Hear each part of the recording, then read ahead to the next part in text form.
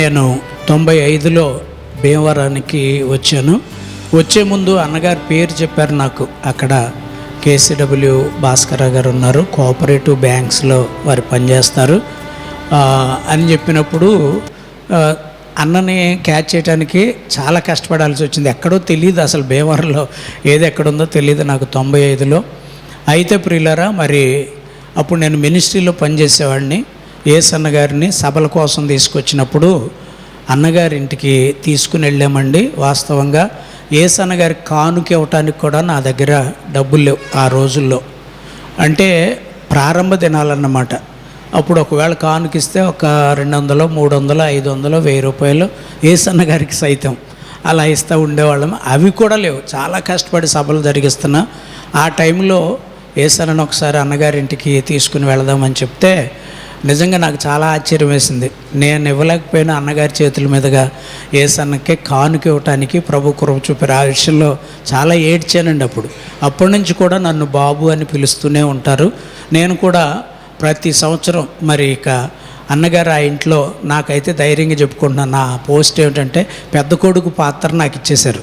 స్తోత్రం చెప్పండి. మరి ఆత్మీయ తల్లిదండ్రులుగా వారిద్దరిని దేవుడు మనకిచ్చారు.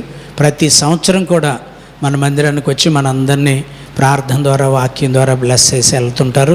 ఈ సంవత్సరం కూడా మన మధ్యకు ప్రభువే నడిపించారు. మరి అన్నగారు, మరి అక్కగారి యొక్క ఆరోగ్య పరిస్థితి మీరంతా చూస్తున్నారు కదా. మనం ప్రార్థన చేసి, చిన్న ప్రార్థన చేసి అన్నగారికి సమయం ఇచ్చేద్దాం. ఇంకా ఆలస్యం చేయకుండా మనం క్రొత్త సంవత్సరంలోనికి వెళ్ళిపోతున్నాం. సమయం దగ్గరికి వచ్చింది. అందరూ మోకరించండి. చిన్న ప్రార్థన చేసి, మోకరించలేని వారు లేచి నిలబడండి. మోకం చేసుకుని దేవుని యొక్క వాక్యాన్ని మనం ధ్యానించుకుందాం. స్తోత్రం, స్తోత్రం, స్తోత్రం, స్తోత్రం. చేతులెత్తి స్తోత్రం చెబుదాం. స్తోత్రం, స్తోత్రం, స్తోత్రం, స్తోత్రం. ప్రేమ గల తండ్రి, పరిశుద్ధడానికి స్తోత్రాలు. మా ఆత్మీయ తల్లిదండ్రుల సమానులు అన్నగారు, అక్కగారు మా మధ్యలో ఉన్నారు. దేవా తండ్రి, వారి యొక్క బ్లెస్సింగ్స్ మాకు ఎప్పుడూ అవసరమైన ఆయన.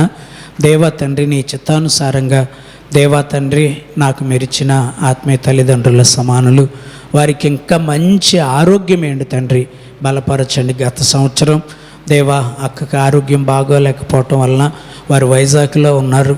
అందుచేత ఆరాధనలో మేము కలుసుకోలేకపోయాం. తిరిగి ఈ సంవత్సరం మీరు మాకు ఇచ్చారు తండ్రి.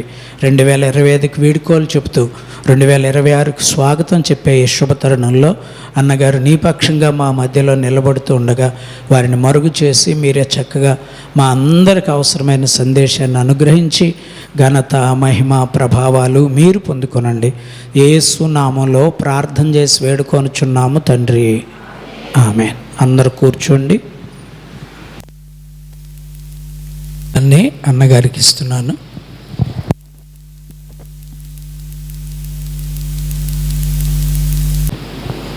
దేవునికి స్తోత్రం అండి.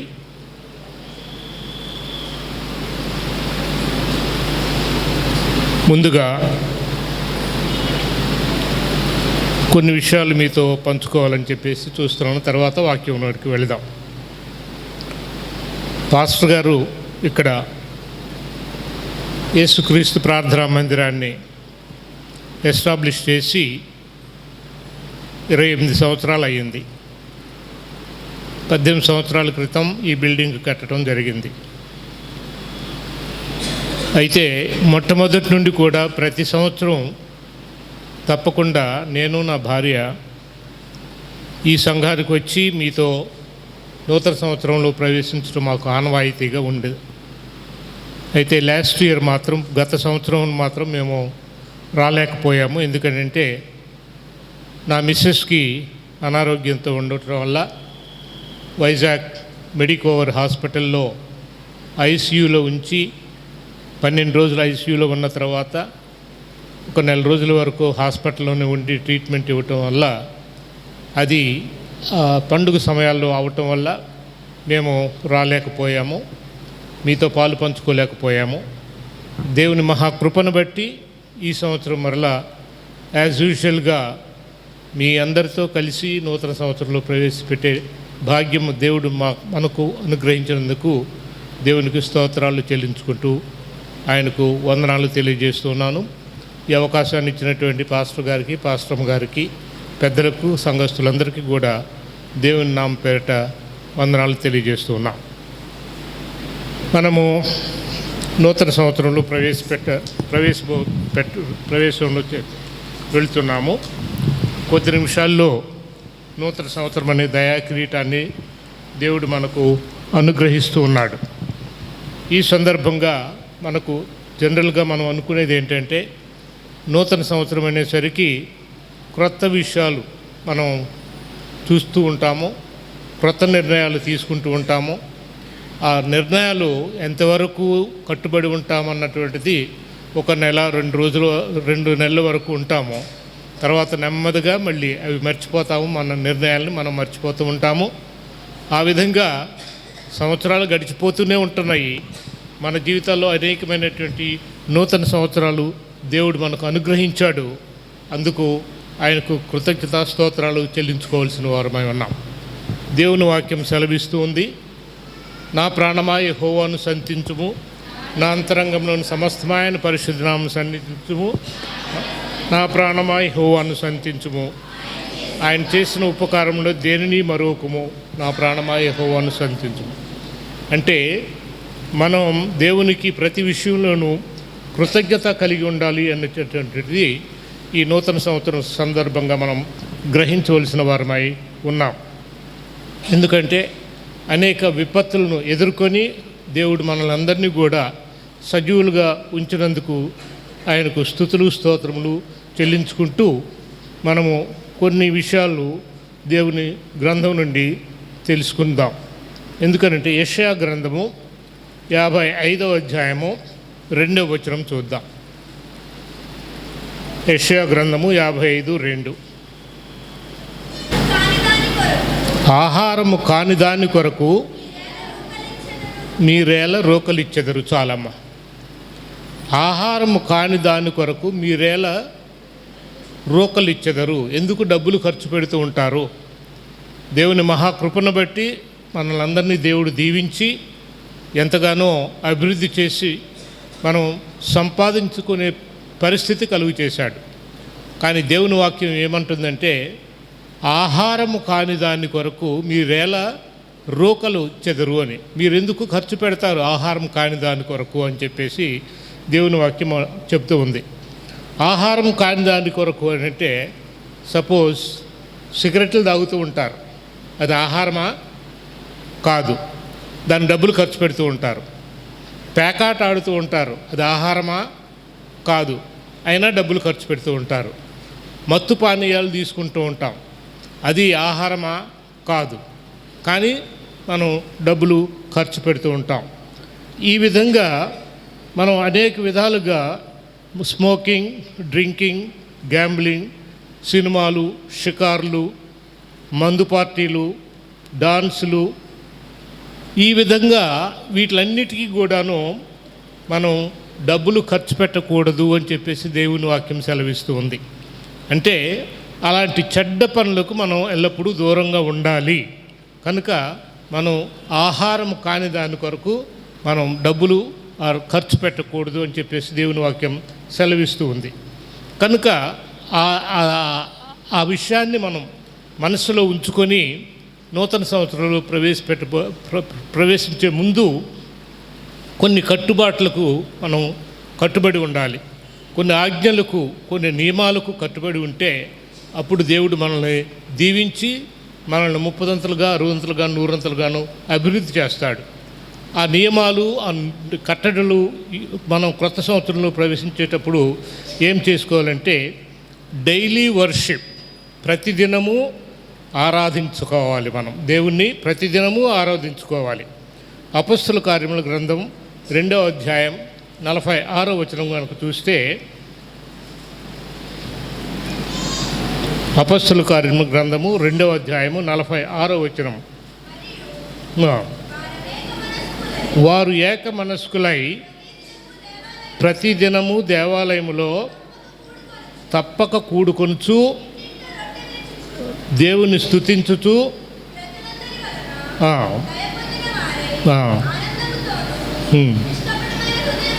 నిష్కపటమైన హృదయంతో. అవును, చాలమ్మా, చాలు. ఆది సంఘంలో అపస్తులు ఎలాగుండేవారంటే వారు ప్రతిదినము ఏకమనస్కులై దేవాలయంలో తప్పక కూడుకొనుచు దేవుని స్తుతించుతూ ఉండేవారని చెప్పేసి చెప్తూ ఉంది. మన జీవితం ద్వారా, మన విధానం ద్వారా అద్భుతాలు జరుగుతాయి. కనుక ఆది సంఘం గురువులు ఏ విధంగా, శిష్యులు ఏ విధంగా చేశారో మనం కూడా ప్రతిదినము దేవుని స్తుతించి ఆరాధించాలి. అదే బైబిల్ చెబుతుంది. ఇంకా రెండవది ఏంటంటే డైలీ మెడిటేషన్, అనుదిన వాక్య ధ్యానము.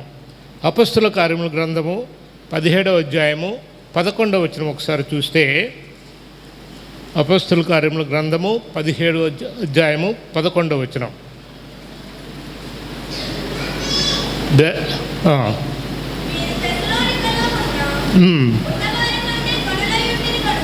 బెరేలులోని వారు అనగా సహోదరులు ఆసక్తితో వాక్యమును అంగీకరించి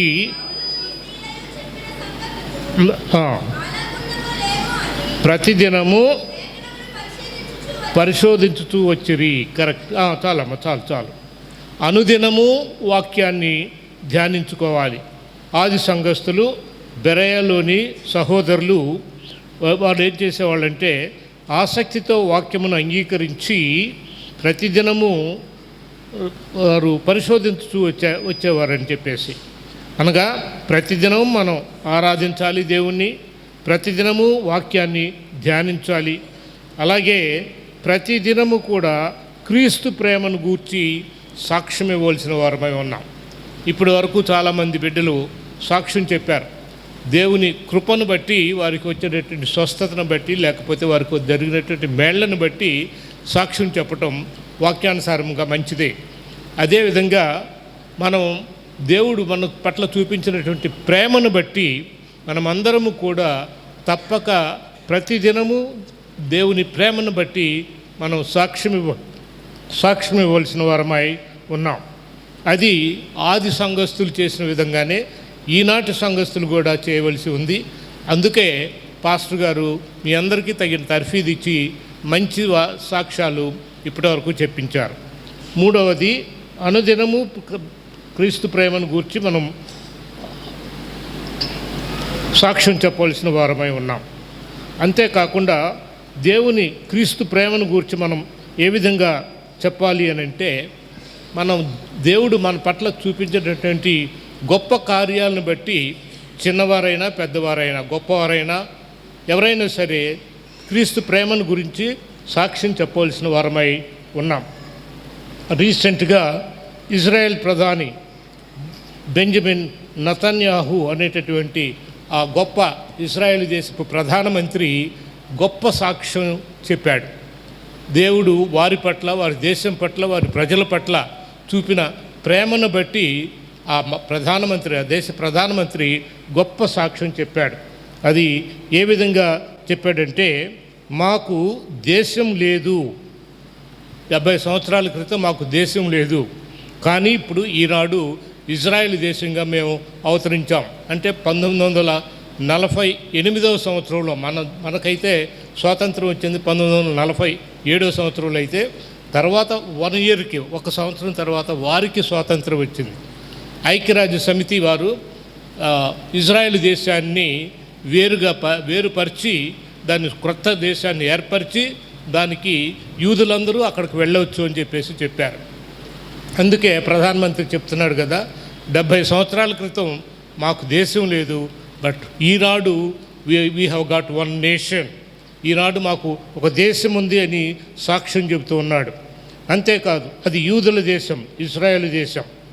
వారు దేశాన్ని ఏర్పరచుకొని ఆ ఇండిపెండెన్స్ని సెలబ్రేట్ చేసుకుంటూ ఉంటే విదిన్ అవర్స్లోనే, కొన్ని గంటల్లోనే చుట్టూ ఉన్నటువంటి అరబ్ దేశాలు 7 దేశాలు వారిని చుట్టుముట్టి ఈ పసిబిడ్డగా ఉన్నటువంటి ఇజ్రాయెల్ దేశాన్ని అణిచేసేయాలి, చంపేసేయాలి అన్నటువంటి ఉద్దేశంతో గొప్ప సైన్యం ఉన్నటువంటి ఆ దేశాలు అన్నీ కూడా ఈ యొక్క Lebanon, Syria, Iraq, Jordan, Egypt, Libya, Saudi Arabia ఇవన్నీ కూడా పసిగుడ్డుగా ఉన్నటువంటి ఇశ్రాయేల్ దేశం మీద దండెత్తి యుద్ధం చేయటానికి దండెత్తితే ఇశ్రాయేలీలకు ఒక్క 650 మంది ధైర్యంగా ఉన్నటువంటి యూదులు మాత్రమే వారికి ఉన్నారు. ఇంకెవరూ లేరు సహాయం చేయటానికి కూడా. యుద్ధము యెహోవాదే అని మనం పాట పాడుతూ ఉంటాం కదా, ఆ యుద్ధం కూడా యెహోవాదే. గొప్ప సైన్యాలు, అరబ్ సైన్యాలన్నీ వాళ్ళని చుట్టుముట్టినప్పటికి కూడాను కేవలం 650 మంది యూదులు మాత్రమే, యోధులైనటువంటి యూదులు మాత్రమే వారిని ఎదుర్కొని దేవుని మహాకృపను బట్టి మమ్మల్ని ఈ విధంగా నిలబెట్టాడు అని చెప్పేసి ఆ ప్రధానమంత్రి సాక్ష్యం చెప్పడం కూడా జరిగింది. ఇప్పుడు ఈ రోజున వారి పరిస్థితి ఎలాగుందంటే, ఐరాస ఇచ్చినటువంటి దేశం, అంటే ఐక్యరాజ్య సమితి ఇచ్చినటువంటి దేశంలో మాకు 65% ఎడారి మాత్రమే, మిగిలిన 35% మాత్రమే మంచి ప్రదేశం. అయినప్పటికీ కూడాను దేవుడు మమ్మల్ని దీవించాడు అని చెప్పేసి ఆయన గొప్పగా చెప్తూ, శక్తివంతమైనటువంటి ఎయిర్ ఫోర్స్ ఉంది మాకు. అంతేకాదు మల్టీనేషనల్ కంపెనీ, సాఫ్ట్వేర్ కంపెనీస్ అన్నీ కూడా ఇంటెల్, IBM, మైక్రోసాఫ్ట్ ఇలాంటి కంపెనీలన్నీ మా దేశానికి వచ్చాయి. మేము ఈ యొక్క సాఫ్ట్వేర్ అంతా కూడాను ఎక్స్పోర్ట్ చేయగలుగుతున్నాం. దేవుడు అంతగా మమ్మల్ని దీవించాడు అని చెప్పేసి. వారికి నీటి వనరులు కూడా లేవు. గలిలే సముద్రం ఒకటి, యోర్దాను నది ఒకటే ఉంది. అయితే సముద్రం అంటే ఉప్పు నీళ్ళు అనుకుంటాం, కానీ ఉప్పు నీళ్ళు కాదు. గలిలే సముద్రంలో నీళ్లు తీపి నీరే. ఆ గలిలే సముద్రపు తీపి నీరు, యోర్దాన్ నది నీరు అంత మాత్రమే వారికి బాగా తక్కువగా ఉన్నటువంటి నీటి వనరులు. మనకైతే కృష్ణ, గోదావరి, తుంగభద్ర ఎన్నో నదులు ఉన్నాయి. మనం విపరీతంగా వరి పంట పండించడానికి నీరు వాడుతూ ఉంటాం, కానీ వాళ్ళకు ఉన్నదే కొద్ది నీరు. అందుకని ఆ కొద్ది నీటితోనే డ్రిప్ ఇరిగేషన్ అని చుక్కలు పడుతూ ఉంటాయి. ఆ డ్రిప్ ఇరిగేషన్ వాళ్ళు చేసుకున్నారు. అండ్ స్ప్రింక్లర్ ఇరిగేషన్ అని చెప్పేసి చిమ్మేస్తూ ఉంటారు. ఆ మెషిన్స్ పెట్టి ఆ కొద్ది నీటిని జాగ్రత్తగా ఉపయోగించి చక్కగా పంటలు పండించి ఇతర దేశాలకు కూడా వాళ్ళు పంటల్ని, మరి ముఖ్యంగా ఫ్రూట్స్ను వేస్తున్నారు పరిస్థితి. అయినప్పటికీ కూడాను విశ్వాసం వీడకుండా వాళ్ళు ముందుకు సాగిపోతూనే ఉన్నారు. రాబోయే కాలంలో నువ్వు క్రీస్తును అంగీకరిస్తే, క్రైస్తవుడిగా ఉంటే నీకు ఆధార్ కార్డు ఇవ్వం, క్రైస్తవుడిగా ఉంటే నీకు గవర్నమెంట్ ఇచ్చేటటువంటి ఏ అవకాశాలు, పెన్షన్స్ కానీ ఏది కూడా మీకు ఇవ్వం. ఇంకా ఆ విధంగా పరిస్థితి వస్తే how many of us will be able to with stand? మనలో ఎంతమంది వాటినన్నింటినీ తట్టుకొని, నువ్వు ఆధార్ కార్డు ఇవ్వకపోయినా నా ప్రభువుని నేను వదలను, నువ్వు రేషన్ కార్డు ఇవ్వకపోయినా నా ప్రభువుని నేను వదలను, నువ్వు పెన్షన్ ఇవ్వకపోయినా నా ప్రభువుని నేను వదలను అని చెప్పేసి ఎంతమంది మీద నిలబడగలుగుతాం? అలాంటి కష్టాలు వచ్చేటటువంటి సమయం రాబోతున్నది కనుక దానికి కూడా మనం ప్రతిదినము ఆయన సిలువనెత్తుకొని ఆయన కొరకు ముందుకు సాగిపోవలసినటువంటి వారమై ఉన్నాం. అంటే ఆయన కొరకు, ఆయన నామం కొరకు మనం సమస్యలను ఎదుర్కోవలసిన వారమై ఉన్నాము. అయినప్పటికీ కూడాను ప్రతిదినము సిలువనెత్తుకొని ముందుకు సాగిపోవలసిన వారమై ఉన్నాం. అంతేకాదు ఐదవదిగా డైలీ ప్రతి రోజు కూడా ప్రతిదినము మనము థ్యాంక్స్ గివింగ్ చెప్పాల్సిందే. అంటే కృతజ్ఞతతో మనం దేవుని ఆరాధించాలి. దేవుడు చేసినటువంటి ప్రతి పని విషయంలో కూడా, ప్రతి మేలు నిమిత్తమై కృతజ్ఞత కలిగి ఉండాలి.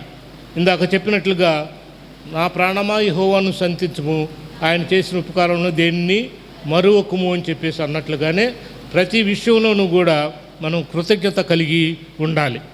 ప్రతిరోజు ప్రార్థన చేయాలి, ప్రతిరోజు ఆయన్ను స్తుతించాలి. ప్రార్థన అంటే మనల్ని పరలోకానికి తీసుకువెళ్తుంది. స్తుతి ఆరాధన చేస్తే పరలోకమే మన వద్దకు వస్తుంది.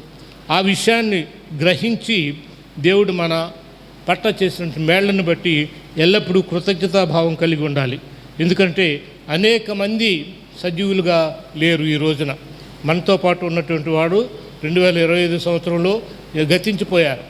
కానీ దేవుడి మహాకృపను బట్టి మనల్ని అందరినీ సజీవులుగా ఉంచాడు. కాబట్టే మనము ఈరోజు ఇక్కడ కూడుకొని దేవుడిని ఆరాధించగలుగుతున్నాం. మనల్ని సజీవులుగా ఉంచినందుకు గాను దేవుడి పట్ల మనం కృతజ్ఞత కలిగి ఉండాలని చెప్పేసి చెప్తూ ఉన్నాం. అంతేకాదు, 6వదిగా అనుదినము క్రొత్త జీవం కలిగి ఉండాలి. ఎందుకనంటే అనుదినము డైలీ న్యూ లైఫ్. నిర్గమకాండము 12వ అధ్యాయము 37-38 వచనాలు చూద్దాం.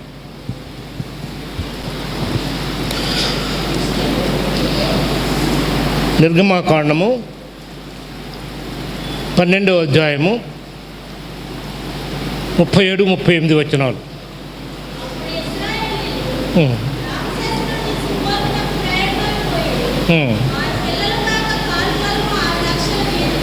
చాలమ్మా, చాలు. ఐగుప్తు నుండి ఇశ్రాయేలు దేశానికి ప్రయాణం మొదలుపెట్టినటువంటి వాళ్ళు 6 లక్షల మంది అని బైబిల్లో కనిపిస్తుంది. 6 లక్షల మందినా వారు?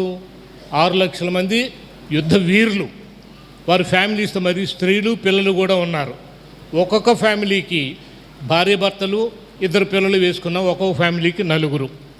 ఆ విధంగా 6 లక్షల మందికి ఎంతమంది అవుతారు? 24 లక్షల మంది అయ్యారు. అంతేకాకుండా బైబిల్లో ఇంకొకటి మాట కూడా మనకు తెలుస్తుంది. వారు కాకుండా అన్యజనులు కూడా వారితో వెళ్ళారు అని. సో అన్యజనులతో కూడా కలుపుకుంటే దాదాపు 35 లక్షల మంది బయలుదేరి వెళ్ళారు. ఈ 35 లక్షల మంది అరణ్యంలో ప్రయాణం చేసి 40 సంవత్సరాలు ప్రయాణం చేస్తే అసలు ఏ విధంగా వాళ్ళు ప్రయాణం చేయగలిగారు అని ఒక్కసారి మనం ఆలోచిస్తే ఇవన్నీ మనకు అవగాహన అవుతాయి. ఎందుకంటే బిగ్గెస్ట్ బ్యాట్స్ ఇన్ డిజర్ట్, ఎడారిలో గొప్ప లెక్కలు అని చెప్పేసి ఒక అమెరికన్ మిలిటరీ జనరల్ ఆయన ఒక బుక్ రాశాడు. ఆ బుక్లో ఏమంటున్నాడంటే, ఒక్క రోజుకి ఈ 35 లక్షల మందికి ఆహారం కావాలంటే 15,000 టన్నుల ఆహారం కావాలట వాళ్ళకి. ఆ విధంగా లెక్క వేశాడు ఆయన. అంటే మన ఇంటికి 4 చుట్టాలు వస్తేనే మనం హడావిడి పడిపోయి ఏం చేయాలి, ఎలా చేయాలని చెప్పేసి ఇబ్బంది పడిపోతాం. ఒక 100 మందికి చేయాలంటే చాలా హెర్క్యులియన్ టాస్క్, పెద్ద సవాలుగానే మనం పరిగణిస్తాం. అలా పరిస్థితిలో 35 లక్షల మంది ఆ అరణ్యంలో ప్రయాణం చేసి ప్రతిరోజు వారికి ఆహారం కావాలంటే 15,000 టన్నుల ఆహారం కావలసి ఉందని చెప్పేసి లెక్క కట్టాడు ఆయన. ఆ 15,000 టన్నుల ఆహారం సప్లై చేయడానికి 6 కిలోమీటర్ల పొడవు ఉన్నటువంటి గూడ్స్ ట్రైన్ కావాలట. అది పరిస్థితి. అంతేకాదు, ఆ రోజుల్లో గ్యాస్ లేదు కాబట్టి కట్టెలతోనే వంట వండవలసి వచ్చేది. కట్టెలు కావాలంటే ఆ కట్టెలు 4,000 టన్నులు కట్టెలు కావాల్సి వచ్చింది. అక్కడ ఆ కట్టెలను సప్లై చేయాలంటే 2 కిలోమీటర్ల దూరంలో పొడవు ఉన్నటువంటి గూడ్స్ ట్రైన్ కావాలి ఆ కట్టెలు తీసుకెళ్ళటానికి. అంతేకాదు, వాళ్ళు తాగటానికి, స్నానం చేయటానికి నీరు కావాలి అని అంటే 35 కోట్ల లీటర్లు నీళ్లు ప్రతిరోజు కావాలని చెప్పేసి అన్నారు. ఆ ఎడారిలో ఇన్ని కోట్ల లీటర్ల నీళ్లు ఏ విధంగా దేవుడు వారికి అనుగ్రహించాడో మనకు ఊహ కూడా అందని పరిస్థితి. అంతేకాదు, ఈ విధంగా మాత్రమే కాకుండా ఇక ఇన్ని 35 కోట్ల లీటర్లు నీళ్లు తీసుకెళ్ళాలంటే 19 కిలోమీటర్ల పొడవున్నటువంటి ట్యాంకర్స్ ఉన్న ట్రైన్ కావాల్సిన ఉంది అని చెప్పేసి అని అన్నారు. అయితే నైట్ క్యాంప్, నిద్రపోయే టైంలో ఎంత ఆక్యుపై చేశారంటే, ఎంత స్థలం వాళ్ళకి కావాల్సి వచ్చేదంటే 1,200 చదరపు కిలోమీటర్లు వాళ్ళకి నిద్రపోవటానికి ఆ స్థలం కావాల్సి వచ్చిందట. ఆ విధంగా చూస్తే నిద్రా స్థలం కూడా చాలా ఎక్కువగానే కావాల్సి వచ్చింది. అలాంటి పరిస్థితుల్లో సముద్రాన్ని దాటవలసిన పరిస్థితి వచ్చింది. సముద్రాన్ని దాటవాలంటే ఇద్దరు ఒకళ్ళ చేతులు పెట్టి ఇంకోటి ముందుకు వెళ్తే ఎంత టైం పట్టేదంటే వారికి ఆయన చెప్పినటువంటి లెక్క ప్రకారం 5,000 మంది వరుసగా నిలబెడితే, ఒకళ్ళ ప్రక్క ఒకళ్ళు నిలబెడితే 5,000 కిలోమీటర్లు పొడవున వాళ్ళు ఒక రాత్రితో నడవలసినటువంటి పరిస్థితి. దాదాపు 75 రోజులు పట్టేదట ఆ విధంగా వెళ్తే. కానీ ఒక్క రాత్రిలోనే దేవుడు అద్భుత రీతిగా వారిని సముద్రాన్ని దాటించగలిగిన గొప్ప అవకాశాన్ని దేవుడు మోషే ద్వారా ఇచ్చాడు. ఎడారిలో ఇంకా అనేకమైనటువంటి సమస్యలు ఉన్నాయి. అయినప్పటికీ కూడాను నేను మోషేకు తోడై ఉన్నట్లు నీకును తోడైందును అని చెప్పేసి యెహోషువ 1:5 దేవుడు సెలవిస్తూ ఉన్నాడు. అంటే మోషేకు తోడుగా ఉన్నట్లే నీకు తోడుగా ఉంటాను, యు గో అహెడ్ అని చెప్పేసి చెప్పాడు అన్నమాట. ఆ విధంగానే కాకుండా ఎంత గొప్ప కార్యాలు వారు చూశారంటే యోహాను సువార్త 14:43-44 చూస్తే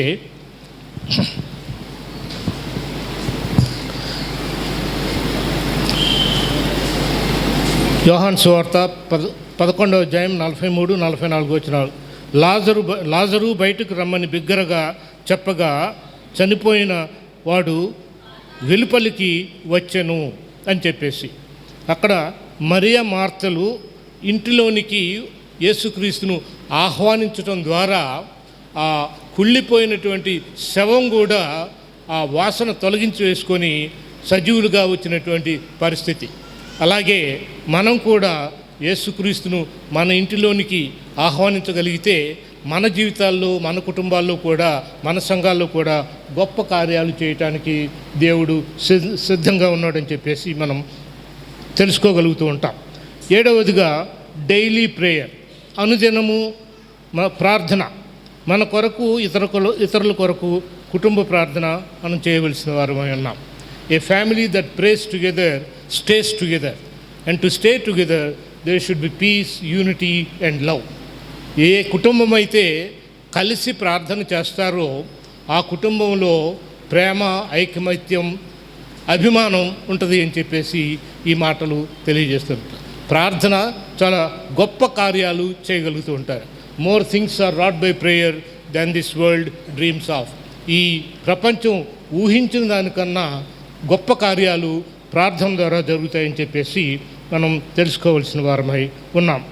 ఎంత గొప్ప కార్యాలు అంటే యెహోషువ ప్రార్థన చేస్తే ఒక రోజంతా సూర్యచంద్రులు అలాగే నిలబడిపోయి ఉన్నారు.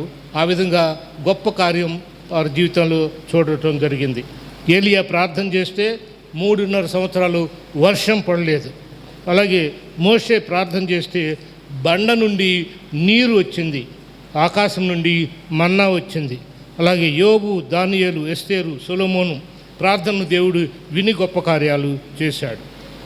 కాబట్టి ప్రార్థన కూడా మన జీవితంలో చాలా ముఖ్యమైనటువంటి విషయమే. తర్వాత 8వదిగా డైలీ ఫర్ గివింగ్, ప్రతిదినము క్షమించే గుణం. మనకు దేవుడు మన పట్ల చేసినటువంటి కృపను బట్టి మనం ఇతరులను క్షమించాలి. పరలోక ప్రార్థనలు చెప్తూ ఉంటాం, పరలోకమందున మా తండ్రి నీ నామం పరిశుద్ధపరచబడును గాక అని చెప్తూ మా ఎడ్ల అపరాధం చేసిన వారిని మేము క్షమించిన ప్రకారము మా అపరాధమును క్షమించండి అని డైలీ ప్రార్థన చేస్తాం. కానీ ఎంతవరకు మనం ఆచరణలో పెడుతూ ఉంటాం? కంటికి కన్ను, పంటికి పన్ను. వాడు నాకు ఇంత కీడు చేశాడు కాబట్టి 10 రెట్ల కీడు వాడికి చేయాల్సిందే అన్నటువంటి కక్ష కార్పణ్యాలతో మన రాష్ట్రంలోనే ఇదివరకు మరీ ఘోరమైనటువంటి పరిస్థితుల్లో రాయలసీమలో ఫ్యాక్షన్ రాజకీయాలు జరుగుతూ ఉంటే మనుషుల్ని నరికేయటమే, తరతరాలు కూడా ఆ విధంగా కక్ష కార్పణ్యాలు జరుగుతూ ఉండే. కానీ మనం డైలీ ఫర్ గివింగ్, ప్రతిరోజు కూడా మనం ఇతరులను క్షమించే రీతిగా ఉండాలి. కానీ మనం వారి పట్ల క్రూరంగా ప్రవర్తించకూడదు అని చెప్పేసి చెప్తూ ఉన్నాం. అంతేకాకుండా ఈ ఫ్యాక్షన్ రాజకీయాలకు కానీ, కంటికి కన్ను పంటికి పన్ను కానీ మనం చేయకూడదు. కానీ ప్రతిదినము క్షమాగుణాన్ని అలవరించుకొని ఆ విధంగా ముందుకు సాగిపోవాలి. తర్వాత 9వదిగా డైలీ డూయింగ్ గాడ్స్ వర్క్, అనుదినము దేవుని పని చేయాలి. ఏదంటే దేవుని పని ఏంటి? బీదలకు సువార్త చెప్పటం. సువార్త చెప్పటమే దేవుని పని. ఆ పని కనుక మనం చేయగలిగితే దేవుడు మనను దీవిస్తాడు. సో సువార్త ప్రకటన మన మాటల ద్వారాను మన క్రియల ద్వారా కూడా చేయాలి. చాలామంది మాటల ద్వారానే సువార్త చెప్తూ ఉంటారు, కానీ క్రియల ద్వారా ఉండట్లేదు. కానీ ఇక్కడ దేవుని వాక్యం ఏమని సెలవిస్తుందంటే, మాటల ద్వారా క్రియల ద్వారా సువార్త సేవ చేస్తున్నటువంటి వారు ధన్యులు అని చెప్పేసి. ఎందుకంటే టైం మేనేజ్మెంట్ కూడా మనకు చాలా అవసరం. మనకు 24 గంటలు రోజుకి 24 గంటలు దేవుడు ఇచ్చాడు. దాంట్లో దశమ భాగం మనం ఎవరైనా దేవునికి ఇస్తున్నామా? ఆ సమయంలో 24 గంటల్లో దశమ భాగం అంటే 2 గంటల 24 నిమిషాలు మనం దేవునికి కేటాయించాలి. 1 గంట దేవుని వాక్యం చదివినా, 1 గంట ప్రార్థన చేసిన 24 నిమిషాలు 2 గంటలు అయిపోయినాయి. ఇంక 24 నిమిషాల్లో దేవుని కొరకు మనం ఎదురు చూడవలసిన వారమై ఉన్నాం. దేవుని కార్యం కొరకు ఎదురు చూడవలసిన వారమై ఉన్నాం. సో ఆయన స్వరం కొరకు కనిపెట్టవలసిన వారమై ఉన్నాం. ఇలాగ time management is also equally important. ఇంకా 10వదిగా daily an opportunity of fresh lease of life. అనుదినము జీవితంలో ఒక అవకాశాన్ని మనకు దేవుడు నూతన సంవత్సరం అనే దయాకిరీటం కానీ లేదా నూతన రోజు కానీ మన జీవితాలు ఇచ్చాడు అని అంటే, అది ఒక అవకాశాన్ని మనం చూసుకొని అవకాశాన్ని సద్వినియోగపరచుకోవాలి. ఎందుకంటే మనం ఎన్నో తప్పులు చేస్తూ ఉంటాం, కానీ ఆ తప్పులను సరిదిద్దుకోవడానికి ఒక అవకాశాన్ని దేవుడు మనకు మరొక సంవత్సరం ఇవ్వటం ద్వారా అది నెరవేర్చుకోవాల్సిన వారమై ఉన్నాం. ఈ సందర్భంలో నేను ఒక చిన్న విషయం చెప్పాలనుకుంటున్నాను. ప్రపంచంలో అతి గొప్ప సువార్థికుడు ఎవరు అంటే బిల్లీ గ్రహం గారు అని చెప్పేసి చెప్తూ ఉంటాం. ఆ బిల్లీ గ్రహం గారు చనిపోయిన తర్వాత అంతే స్థాయిలో ఇతర దేశాలన్నీ ప్రపంచమంతా కూడా సువార్త సేవ గొప్పగా చేస్తున్నటువంటి, ఇప్పుడు బ్రతికున్నటువంటి వారిలో గొప్ప సేవకుడు బెన్నీ హిన్ అనేటటువంటి ఆయన. ఈ బెన్నీ హిన్ గారు ఇజ్రాయెల్ దేశంలో జన్మించి కెనడా వెళ్ళి చివరకు అమెరికాలో సెటిల్ అయ్యాడు. గొప్ప సువార్త సేవ చేస్తూ ఉన్నాడు. ఆయన ఒక్కొక్క మీటింగ్కి వెళ్తే 70 నుండి 75 లక్షల మంది అటెండ్ అవుతూ ఉంటారట. మన దేశానికి కూడా వచ్చారు, కానీ ఆయన్ను గవర్నమెంట్ పర్మిషన్ ఇవ్వకపోవటం వల్ల తిరిగి వెళ్ళిపోవాల్సి వచ్చింది. మేము ఆయన వస్తాడని చెప్పేసి ఒకసారి బెంగళూరు వెళ్ళాం ఆయన మీటింగులకని, ఆయన రాలేదు, చివరి క్షణంలో క్యాన్సిల్ అయిపోయింది. ఇంకోసారి హైదరాబాద్ వెళ్ళాం, చివరి క్షణంలో క్యాన్సిల్ అయిపోయింది. అంత గొప్ప సువార్థికుడైనటువంటి బెన్నీ హిన్ గారు ఒక 1916వ సంవత్సరంలో 2016వ సంవత్సరంలో సౌత్ ఆఫ్రికాలో ఒక సాక్ష్యం చెప్పాడు. ఏమని అంటే 2015వ సంవత్సరంలో, అంటే సాక్ష్యం చెప్పడానికి ఒక సంవత్సరం ముందు 2015వ సంవత్సరంలో ఆయనకు హార్ట్ అటాక్ వచ్చిందట. వస్తే హాస్పిటల్లో అడ్మిట్ చేశారు. హాస్పిటల్లో అడ్మిట్ చేస్తే ఆయనకు డాక్టర్స్ ట్రీట్మెంట్ ఇస్తూ ఉన్నారు. ఆయన శరీరం ఆపరేషన్ థియేటర్లో ఆ బల్ల మీదే ఉంది, కానీ ఆయనకు ఒక దర్శనం కలిగింది. అంటే ఆయన ప్రాణం పోయిందో ఏమో తెలియదు, కానీ ఆయనకు ఒక దర్శనం కలిగింది. ఆ దర్శనంలో ప్రాణం దేవుని దగ్గరికి వెళ్ళింది. వెళ్తే అక్కడ పెద్ద లాంగ్ క్యూ ఉందట. ఆ లాంగ్ క్యూలో చివరిలో దేవుడు యేసుక్రీస్తు తెల్లటి వస్త్రాలు ధరించి అక్కడ ఉన్నాడట. ఈ లాంగ్ క్యూలో ఒక్కొక్కళ్ళు ముందుకు వెళ్తూ ఉంటే అక్కడ దేవదూత ఉండి ఆ పేర్లు చదువుతూ ఉండగానే ఆ మంచి చేసినటువంటి వ్యక్తులు వెళ్ళినప్పుడు యేసుక్రీస్తు స్మైల్ చేస్తూ ఉన్నాడట, అంటే చిరునవ్వు నవ్వుతూ ఉన్నాడట. వాళ్ళు చూసి ఆ చిరునవ్వు నవ్వినటువంటి సమయంలో వారిని పరలోకానికి పంపిస్తూ ఉన్నారట దేవదూత. మరి చెడ్డ పనులు చేసినటువంటి వారు వెళ్ళినప్పుడు ఆయన సీరియస్గా చూసేవాడట. వారిని అందరినీ నరకానికి పంపించేస్తూ ఉన్నారు. అంటే 20% మంది మాత్రం పరలోకానికి వెళుతూ ఉన్నారట, 80% మంది నరకానికి పంపించేస్తూ ఉన్నారు. ఈ బెన్నీ హిన్ గారు ముందుకు వెళ్తూ ఈయన అనుకున్నాడట, నేను చాలా గొప్ప ప్రసంగికుణ్ణి, గొప్ప సేవ చేస్తూ ఉన్నాను, దేవుడు నన్ను తప్పక పరలోకానికే పంపిస్తాడు అని చెప్పేసి అని ముందుకు వెళ్ళి ఈయన టర్న్ వచ్చేసరికి, ఈయన ప్రభు దగ్గరికి వెళ్ళేసరికి క్యూ లైన్లో ప్రభువు చాలా సీరియస్గా చూశాడు ఈయన వైపు.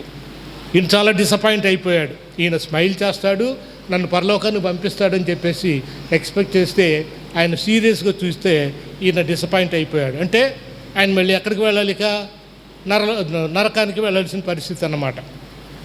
కానీ యేసుక్రీస్తు అన్నాడట, నీ సమయం ఇంకా రాలేదు, నువ్వు కొన్ని తప్పులు చేశావు, అవి రెక్టిఫై చేసుకో, నీకు ఒక అవకాశాన్ని ఇస్తున్నాను, తిరిగి నువ్వు మరలా నరలోకానికి వెళ్ళిపోవు, అక్కడ మంచి పనులు చేసిన తప్పును సరిదిద్దుకో అని చెప్పేసి ఆయన్ని హెచ్చరించి వెనక్కి పంపించేసేటట. ఈ బెడ్ ఆపరేషన్ థియేటర్ మీద ఉన్నటువంటి శరీరంలోకి మళ్ళా ఆయన ఆత్మ వచ్చింది, లేచాడు. ఆయన చేసిన తప్పులు ఏంటంటే 1978లో ఆయన సుజానా అనేటటువంటి ఆవిడ్ని వివాహం చేసుకున్నాడు. 2010 వరకు ఆడ వివాహ జీవితం బాగానే సాగిపోయింది. 2010లో వారిద్దరూ డైవోర్స్ తీసుకొని, విడాకులు తీసుకొని విడిపోయారు.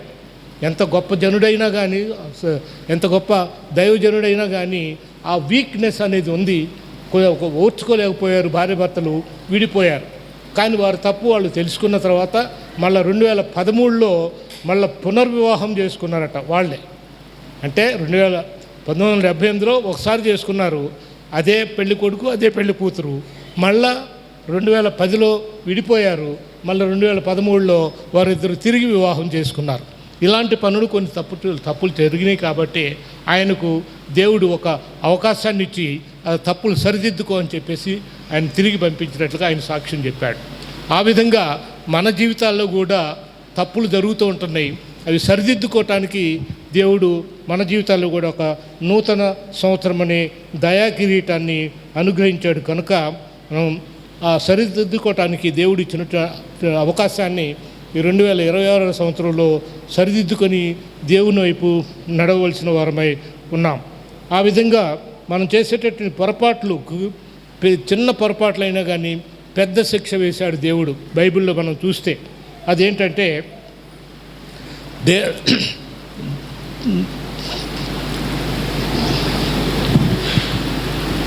మోషేను బండను 2 మార్లు బండతో మాట్లాడమని చెప్పేసి చెప్పడం జరిగింది. సంఖ్యాకాండం 20:8 బండతో మాట్లాడుము అని అది నీళ్ళు ఇచ్చును అని చెప్పేసి మోషేతో చెప్తే, సంఖ్యాకాండం 20:11 మాట్లాడకుండా మోషే చేసిన పని ఏంటి, 2 మార్లు తన కర్రతో బండను కొట్టెను, నీళ్లు సమృద్ధిగా వచ్చాయి. కానీ దేవుడు చెప్పింది ఏంటి, మోషే చేసింది ఏంటి, చిన్న పొరపాటే. కానీ దాని శిక్ష ఏంటంటే 2 సార్లు శిక్ష ఏం చేశాడంటే, నా పరిశుద్ధాత్మను నమ్ముకొనక నీవు తిరిగిపోతివి కనుక వాగ్దాన దేశంలోనికి మీరు వెళ్ళరు అని. చిన్న పొరపాట్లు కూడా దేవుడు పెద్ద శిక్ష వేసే ప్రమాదం ఉంది కాబట్టి ఇది చిన్న పొరపాటే కదా అని చెప్పేసి మనం ఆ పొరపాట్లు చేయకూడదు. అలాగే అహరోను కుమారులు లేవీకాండం 10:1-2 చూస్తే అహరోను కుమారులు నాదాబు అబీహు అనేటటువంటి వాళ్ళు దేవుడు యెహోవా ఆజ్ఞాపించినటువంటి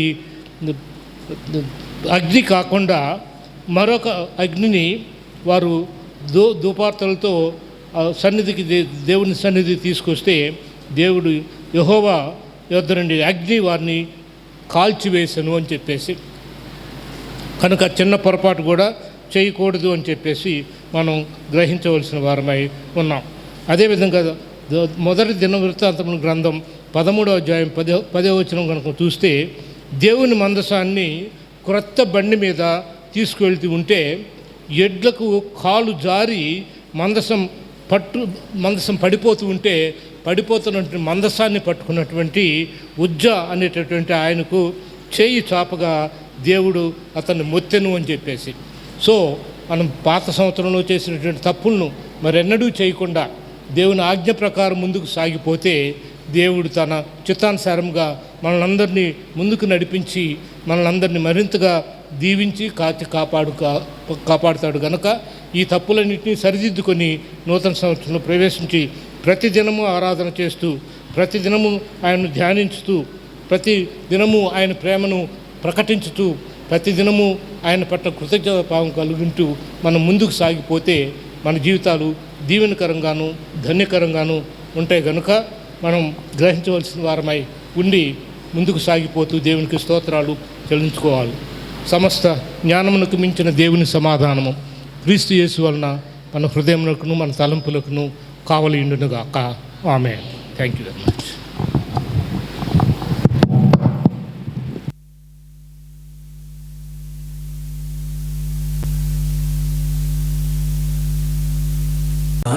ఆత్మీయ తల్లిదండ్రుల సమానులు అన్నగారు కేసీడబ్ల్యూ భాస్కర్రావు గారు, అలాగే అక్కగారు మన మధ్యకి రావటం చాలా సంతోషం. వారికి హృదయపూర్వకంగా వందనాలు చెల్లిస్తున్నాను.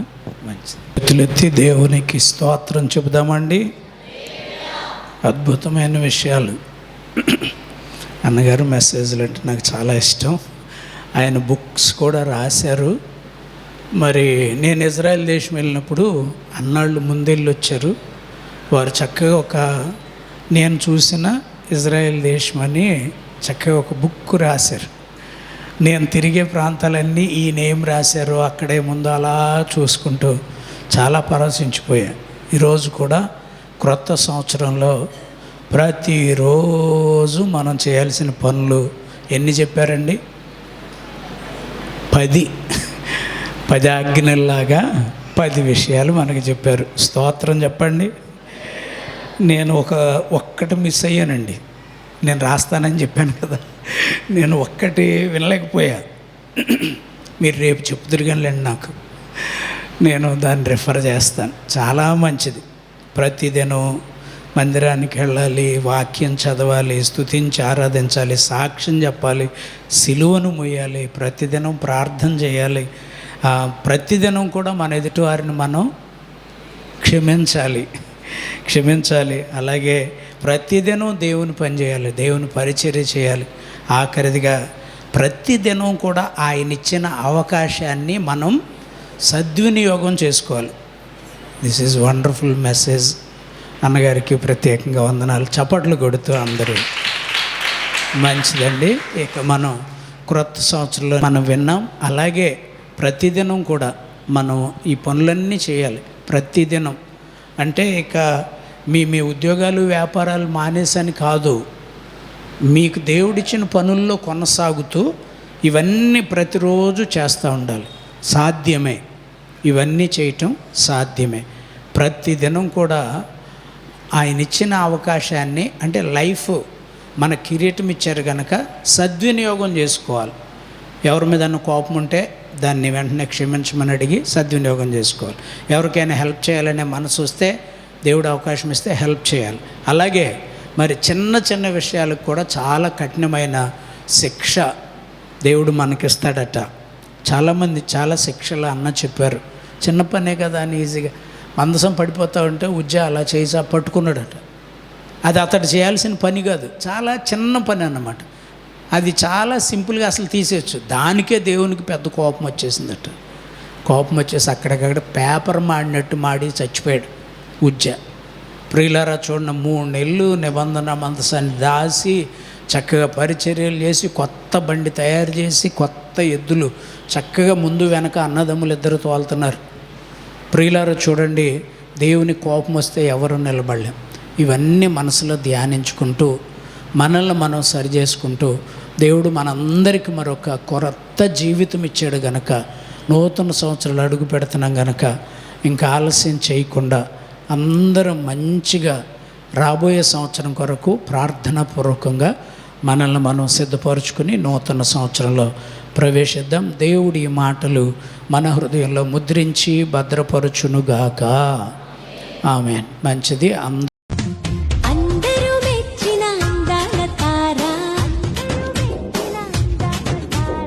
అవనికి తెచ్చెను వెలుగుల మేడ.